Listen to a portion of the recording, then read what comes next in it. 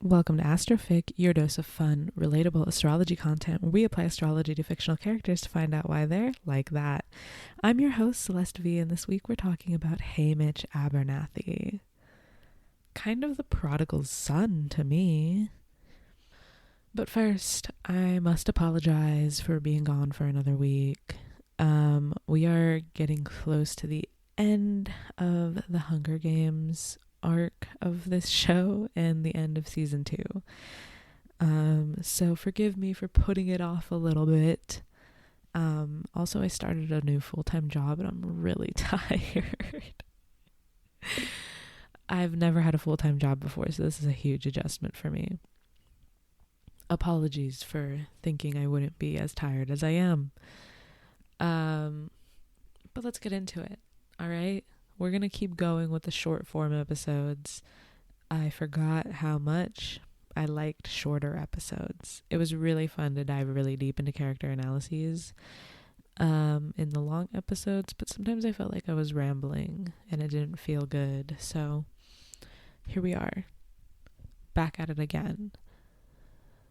So we all know his birthday is Reaping Day, and we all know Reaping Day is July 4th, which makes Haymitch a Cancer. Something that every Astro girly was delighted to find out.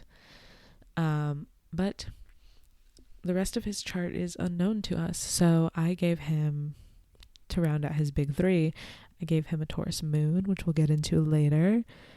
And as always, first up to bat is the rising sign. And I gave him an Aquarius rising. Put a tally on the board. Don't play with me. I don't care. So what if I gave him the same rising sign as me? Deserved. There's just no way he isn't Saturn ruled. And he's not traditional enough to be a Capricorn rising. He's way too rebellious. Like, his entire life. Haymitch. His entire life, he's been working towards this very grandiose goal of ending the Hunger Games because of a promise he made to the girl he loved when he was 16. The girl he loved his entire life. Yeah, that's Saturn, baby. And he's like kind of in the age for his second Saturn return when when we have Mockingjay and the Hunger Games end. I don't think that's a coincidence. Aquarius and revolution literally go hand in hand. Aquarians sometimes aren't the ones coming up with the ideas, though, because they're fixed signs. They don't have the ideas, they just have the means of getting it done. That was so evident in Haymitch's games. He was given a task and given various methods he may utilize to execute the task, and he got it done in the end. You know, he did blow up the arena. He was punished very severely for what he did. And like also the setup for this, for him to be able to do that, like I think that if he had just gotten there and Plutarch and Beatty kind of like tried to groom him into their rebel, I don't think that he would have necessarily fallen for it if he hadn't had the conversation with Lenore Dove earlier that morning of ending the games. A very radical idea of one day your birthday may come and the games won't happen. Like, that's crazy. It's very, very radical, and it doesn't surprise me that Haymitch didn't get it at first. But now that he's like in the world, he's like, well, I might as well do what Lenore Dove wanted, because these things are terrible. They're awful. Also, a fixed sign trait is being very stubborn and hard-headed and not stopping until the task is complete. If you want something done, finished, you ask a fixed sign. And you know, it took him 26 years, but he did it. He kept his promise. And I think that's so fucking like admirable, and it's such a beautiful remark on his character. He doesn't have any other Aquarius placements though. I think that Aquarius rising can carry a chart on its back. I'm speaking from a very biased perspective, of course. But his second house is in Pisces, and I put his Pluto here. The structure, the foundation of his life is completely ripped away when he gets back from the games. Pluto, right? And the second house is your foundations, your livelihood, your stability, your material wealth, and things like that. But this like wasn't the first time that this had happened. It was also restructured when his dad left/died. I don't remember which of these it was. Maybe both. Where he goes from these devastating points, his dad leaving and then his family dying, is definitely more emotion based, what with this house being in Pisces. So like the course of action he takes afterwards is a course of action dictated by his emotions. But I also think that this restructuring happens a lot more than we think. Like Pluto is active in his chart a lot more than we think, because we have his dad, and then he gets into the games, and then he's a mentor for the games for 25 years, and then he's in District 13 planning a war, and then finally he's in a new world without the games. Like these are all new environments, new structures of his life that he has to adjust to. And we see very visibly when he's in District 13 that he has a hard time adjusting. Like this house is in Pisces. He's using drugs as a coping mechanism because this house is in Pisces. He's using, he's an alcoholic, so he's using alcohol mostly. And we see how hard it is when he's put into a situation in District 13 where he is, not allowed to drink. They don't have any alcohol. But I hate to say it, you guys, somebody did point this out. It's never mentioned that he stays sober after everything. And it's just really sad. Addiction is so sad.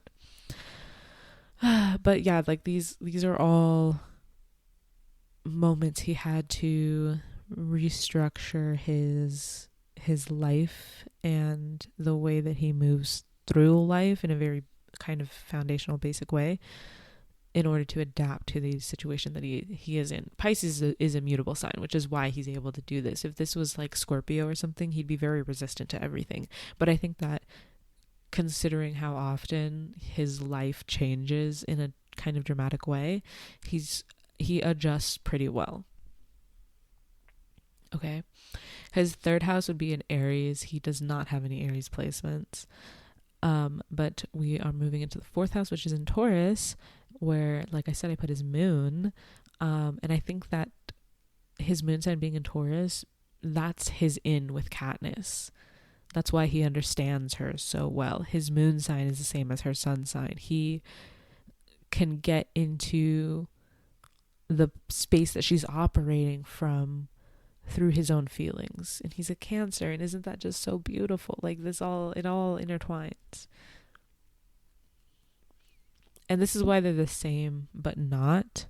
She's like his daughter but not, because really she's more like his niece, you know what I mean?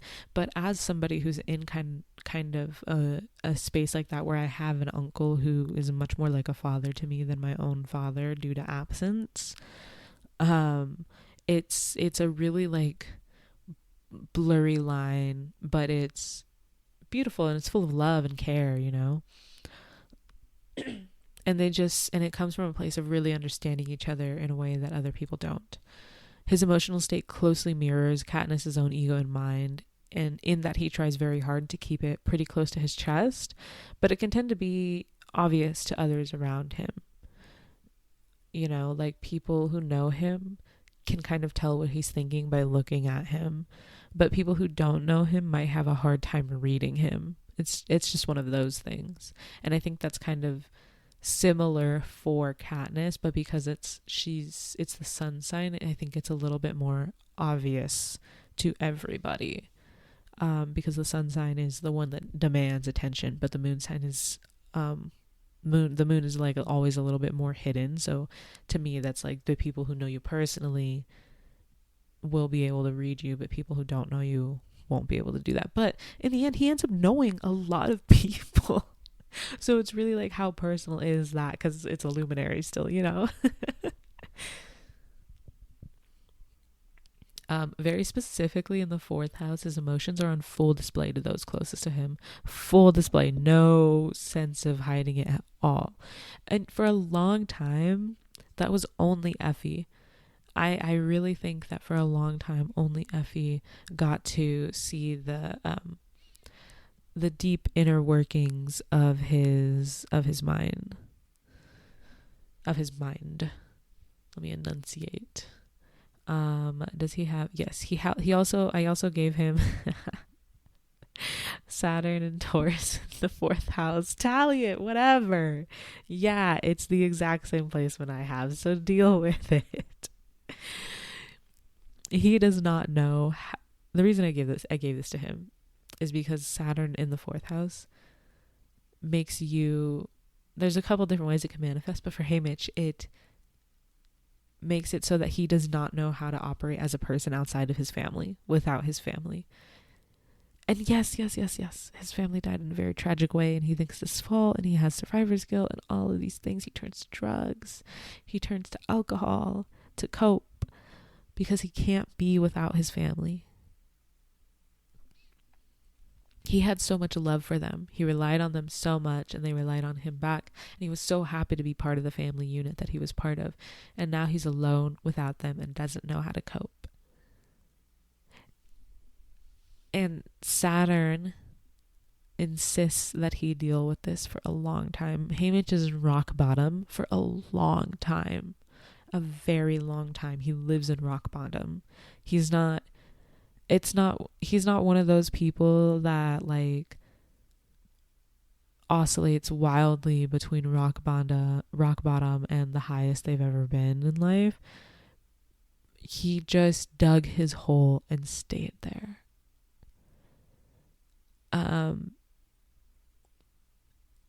And it's easy for him to stay there because he also struggles with creating his new family, because he doesn't want to open up again after all he'd been through. It's really hard for him to open up again to Katniss and Peeta. But it's Katniss.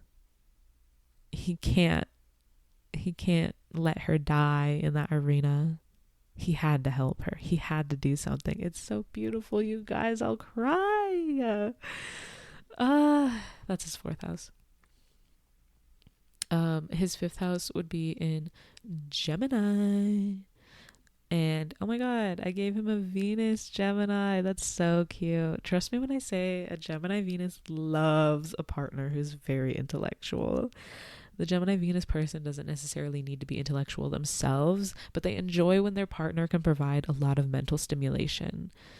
It's easy for a Gemini Venus to get bored and want to flit between partners rather quickly, because if somebody is not interesting or doesn't know a lot of interesting stuff, the Gemini Venus doesn't really want to be with them.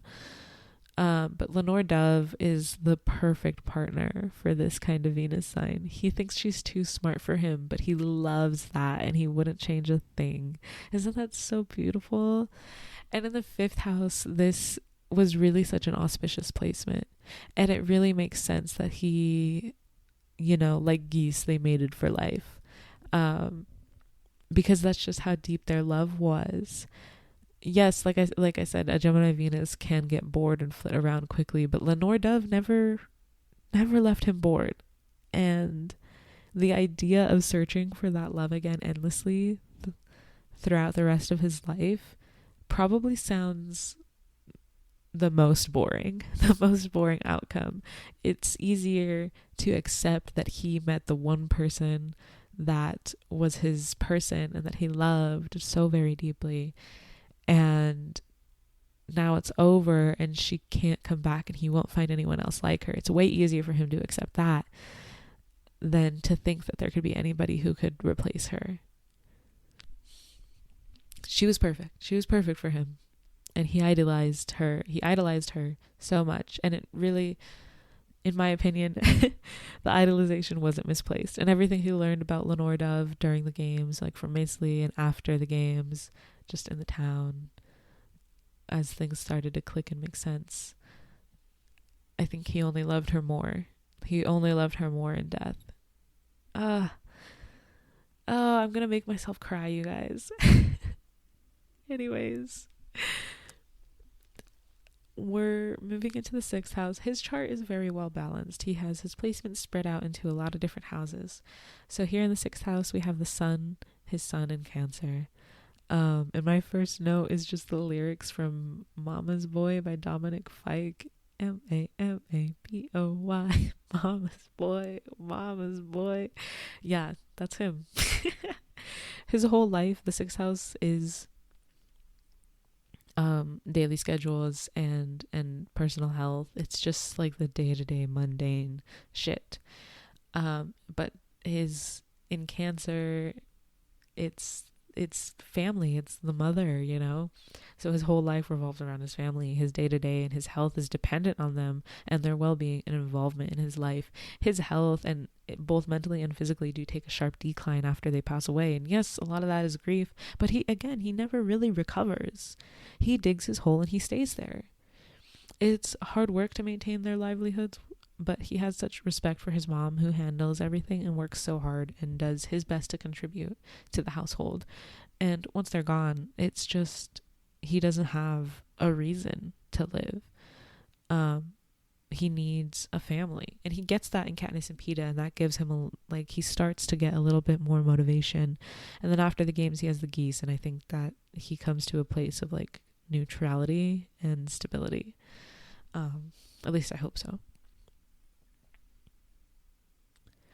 Okay, and then we have the 7th house in Leo, where he has Mercury. I gave him this placement because he can pop off at the mouth sometimes. Let's be real. He can pop off at the mouth. He's not ashamed to make a spectacle of something. He's not the most intellectually minded either, but he's very enjoyable to be around, which is what I find Leo Mercury's to be. A lot of his attention is paid to those he's in close relationships with and those that he deals with a lot, like on a daily basis. And he probably doesn't spend a lot of time creating new kinds of these relationships. He's perfectly content to stick with what he has. Leo's a fixed sign. They got what they got. They're not going to be closed off to new relationships. Like, he was not super closed off to Maceley. He was a little bit just because of her reputation, but they're in this terrible situation together. She's one of the only people who's there trying to be a little bit nice to him in her own way. And she's one of the only people who knows home. So he's open to new relationships with people. He's just not actively seeking them out, is what I think this placement kind of sums up. And again, I think that he's witty and charming and funny, and he's not the most clever person in the room, but he's not stupid. His talent is similar to Peeta in that it's not that he can read people well the way Peeta can, but he can play off of them in a way that is pleasing and that allows him to get what he wants. So that's his Leo Mercury in the 7th house. Very focused on other people, as the 7th house is. So we have Jupiter in his 8th house in Virgo. Quote, maybe she was just luckier than me. Talking about Katniss. Buddy, anyone's going to be luckier than you with a Virgo Jupiter in the 8th house. This is I think the most unlucky Jupiter placement I've given anybody on this show ever. Virgo is way too detail oriented and nitpicky for Jupiter. Jupiter just wants to have a good time, and Virgo cannot allow that. And the 8th house cannot allow that. I mean, it could, but not in Virgo. This is not the best place for this planet. He's pretty methodical in the games, albeit not that detail oriented, because again, his Mercury, his thinking is in Leo. But kind of believes that if he stays focused, things will work out for the best. And that is the compromise that Virgo and Leo make, in that they can maintain focus. Eventually, his methodical approach to the games, definitely inspired by Wyrus and Beatty, is what led him to win, combined with the sheer luck of Silka throwing her axe instead of swinging at him with it. He's set for life in terms of rations and such, but at what cost? The cost of his family, his true love, the Covey line, District 12 as a whole. Yeah, like there was a lot of give and there was a lot of take in the games for Haymitch, and I think that this placement kind of sums that up. And yeah, he got enough rations to live forever, for the rest of his life, and he has this big beautiful house and nothing matters. But like, was it worth it? I don't know necessarily that Virgo's always the best at making a deal. It's, very focused. It's an earth sign, so it's very focused on the material of like, do I have enough to survive? But what if you want more than that? And Haymitch is definitely the kind of person who wants more than that. And so this was not a win for him, but it should have felt like one, but it didn't. Okay, so that's his 8th house. His 9th house would be in Libra. He does not have any 9th house placements. He has one placement in Scorpio in the 10th house, which is Uranus. His social identity is definitely the thing that flipped the most in his life. The 10th house is social identity. It's how the public sees you and perceives you. Everyone saw who he was, an honest, family-oriented boy who's in love with a girl. And when he came back, he was different. And by everyone, I mean the community in District 12, not the people of the capital who were watching the games. And as Scorpio is wont to do, he continued to change and evolve his space in society and his role in his community to fit his grief and trauma. He pushes everybody away. He really does just become the town drunk. But before that, he was loved. He had friends and family and community. And his grief and trauma turned him into somebody they couldn't recognize. And they tried to help him, but he would not allow it. And you really can't help somebody who doesn't want help, who doesn't want to change. And then one day in his late 40s, the games end and he's able to metamorphize another time to be softer, to raise geese. Shedding his Scorpion shell in a way. His life is so sad, you guys. This sucks. Oh, he has another placement here. Oh, this sucks too. He has Chiron and Scorpio in the 10th house. He has the same Chiron as Macy, but in different houses. His is much more connected to who others see him as. I think this is connection with the persona and real addiction battle that Haymitch puts on after his games, because this persona isn't real. This addiction isn't him. It's a disease, a symptom of what he has endured. But it changes the way that people see him. And this happens when he's very young, because he's only 16 when he goes to the games, and he comes back and immediately he becomes an alcoholic. Not immediately. It's kind of a slow